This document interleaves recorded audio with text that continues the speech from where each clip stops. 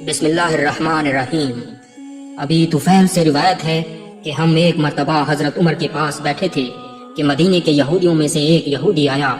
اس نے حضرت عمر سے کہا کہ اے خلیفہ، تم میں سے اپنے نبی اور نبی کی کتاب کا سب سے بڑا عالم کون ہے تاکہ میں اس سے کچھ سوال کر سکوں۔ عمر نے اسے حضرت علی کی طرف اشارہ کرتے ہوئے کہا، یہ علی بھی ہمارے نبی اور ان کی کتاب کا عالم ہے۔ یہودی نے حضرت علی سے کہا، میں آپ سے تین اور ایک سوال کرتا ہوں۔ حضرت علی علیہ السلام نے فرمایا، تو یہ کیوں نہیں کہتا کہ میں 7 سوال کرتا ہوں؟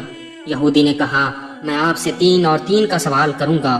اگر آپ نے پہلے تینوں کے جواب صحیح عطا کیے تو صرف 1 سوال کروں گا، اور اگر پہلے 3 سوالات کے جواب غلط ہوئے تو پھر کوئی بھی سوال نہ کروں گا۔ حضرت علی علیہ السلام نے فرمایا، سوالات کے جواب کی صحت اور غلطی کا تمہارے نزدیک کیا معیار ہے؟ یہودی نے اپنی بغل سے کتاب نکالی اور کہا، یہ کتاب مجھے اپنے آباء و اجداد سے ورثے میں ملی ہے، جو حضرت موسیٰ کا املا اور حضرت ہارون علیہ السلام کی تحریر ہے، اور اس میں وہ تمام صفات موجود ہیں جو میں آپ سے ابھی پوچھنا چاہتا ہوں۔ حضرت علی علیہ السلام نے فرمایا، تمہیں خدا کی قسم، اگر تمہاری کتاب کے مطابق جواب صحیح دوں تو انہیں تسلیم کر لینا۔ یہودی نے کہا، اگر آپ نے جواب صحیح دیے تو ابھی آپ کے ہاتھ پر اسلام قبول کروں گا۔ حضرت علی علیہ السلام نے فرمایا، پوچھو جو پوچھنا چاہتے ہو۔ یہودی نے کہا، وہ کون سا پتھر ہے جو زمین پر رکھا گیا؟ وہ کون سا پہلا درخت ہے جو زمین پر اگا؟ وہ کون سا پہلا چشمہ ہے جو زمین پر جاری ہوا؟ حضرت علی نے فرمایا، اے یہودی، پہلا پتھر جو زمین پر آیا اس کے بارے میں یہودیوں کا خیال ہے کہ وہ بیت المقدس کا پتھر ہے، جبکہ یہ غلط ہے۔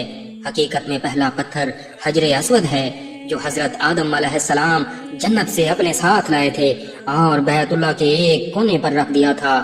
لوگ اسے مس کرتے ہیں، چومتے ہیں، اور یوں عالم مسحاق میں جو عہد اللہ سے کیا اس کی تجدید کرتے ہیں۔ یہودی نے کہا، میں اللہ کو گواہ بنا کر کہتا ہوں کہ آپ نے سچ فرمایا ہے۔ حضرت علی علیہ السلام نے فرمایا، پہلا درخت جو زمین پر اگا تو یہودیوں کا خیال ہے کہ وہ زیتون ہے، جبکہ یہ غلط ہے، کیونکہ پہلا درخت اجوا کھجور ہے جو حضرت آدم علیہ السلام جنت سے لائے تھے، اور کھجور کی اصل یہی اجوا ہے۔ یہودی نے کہا، خدا گواہ ہے، آپ نے سچ فرمایا۔ حضرت علی علیہ السلام نے فرمایا، وہ پہلا چشمہ جو زمین پر جاری ہوا یہودیوں کے خیال میں بیت المقدس کے نیچے سے نکلا، جبکہ یہ غلط ہے، بلکہ پہلا چشمہ زندگی جو جاری ہوا وہ حضرت موسیٰ علیہ السلام اور ان کے صحابی کے سامنے ہوا۔ جب چشمے کا پانی وہاں موجود ایک مچھلی سے مس ہوا تو وہ زندہ ہو گئی اور پانی میں چلی گئی۔ حضرت موسیٰ اور ان کے صحابی نے اس مچھلی کی اتباع کی اور جناب خضر تک پہنچ گئے۔ یہودی نے کہا، خدا آپ کی صداقت کا گواہ ہے۔ پھر حضرت علی علیہ السلام نے فرمایا، اب جو پوچھنا ہے پوچھو۔ یہودی نے فرمایا، حضرت محمد کا جنت میں کون سا مقام ہے؟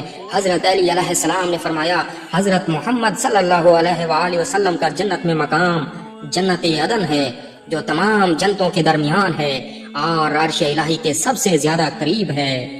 یہودی نے کہا، خدا گواہ ہے کہ آپ سچے ہیں۔ پھر حضرت علی علیہ السلام نے فرمایا، اور پوچھو۔ یہودی نے کہا، حضرت محمد کے وصی کے بارے میں بتاؤ کہ وہ ان کے بعد کتنا عرصہ زندہ رہیں گے، کیا وہ طبی وفات سے فوت ہوں گے یا شہادت پائیں گے؟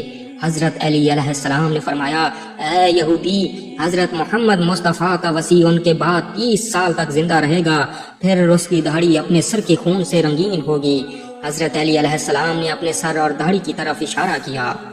اس وقت یہودی نے اچھل کر کہا، آپ سچے ہیں، اب میں کلمہ پڑھتا ہوں، اشہد ان لا الہ الا اللہ و اشہد ان محمد رسول اللہ۔